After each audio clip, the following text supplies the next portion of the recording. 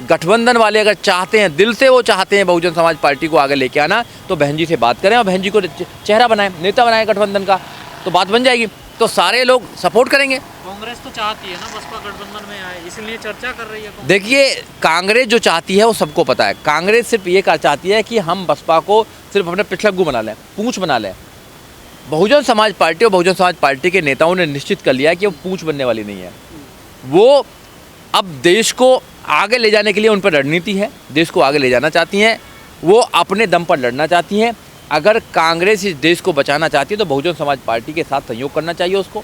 जितनी भी पार्टियां हैं जो बीजेपी की आइडियोलॉजी पर विश्वास नहीं करती हैं, उन लोगों को बहुजन समाज पार्टी को सपोर्ट करना चाहिए और बहुजन समाज पार्टी को सपोर्ट करके इस देश में बहुजन समाज पार्टी की सरकार को बनाना चाहिए। हम पूरे देश में, हमारा वोट बैंक है पूरे देश के अंदर, बहुजन समाज 85% है इस देश के अंदर। और अगर दलित समाज की बात करें तो 22 से 25% इस देश के अंदर है, कहीं कहीं तो 31% है अगर आप पंजाब की बात करें तो। हमारी वोट ज़्यादा है। तो माननीय काशीराम साहब ने तो कहा कि वोट हमारा, राज तुम्हारा नहीं चलेगा, मगर वोट हमारा, राज उनका चल रहा है। ये अफसोस की बात है।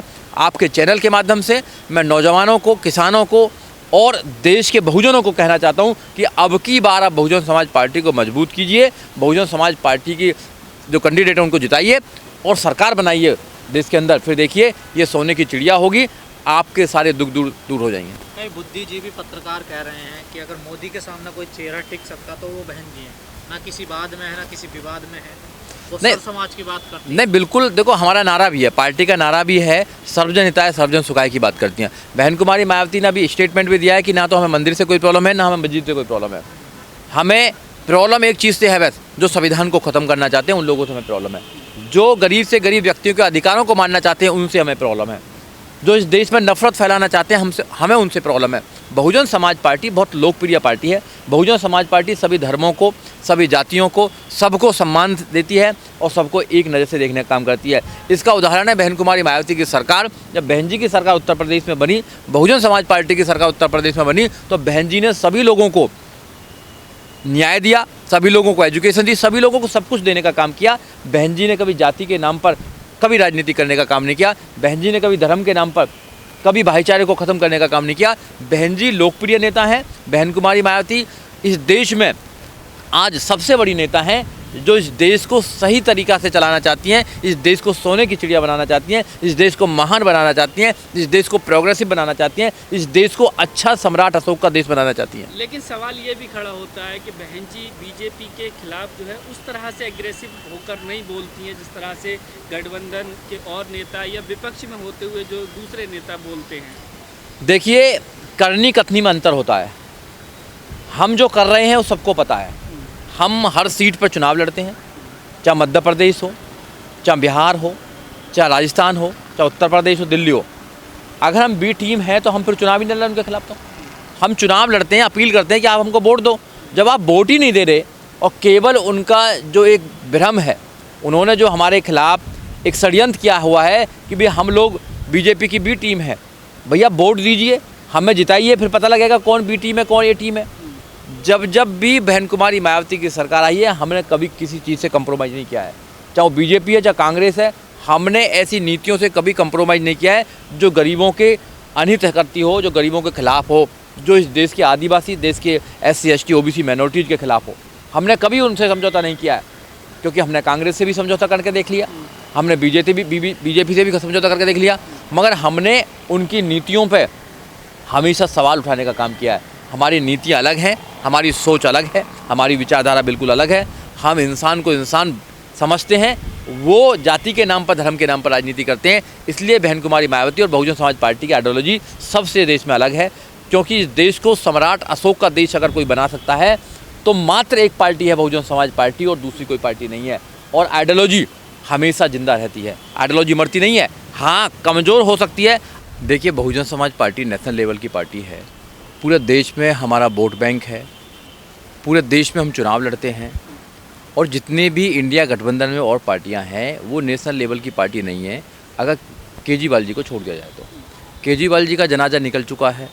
जो भ्रष्टाचार के ख़त्म करने के नाम पर आए थे, आज उनके ही नेता भ्रष्टाचार कर रहे हैं, तो पब्लिक में उनकी क्रेडिबिलिटी बिल्कुल नहीं बची है।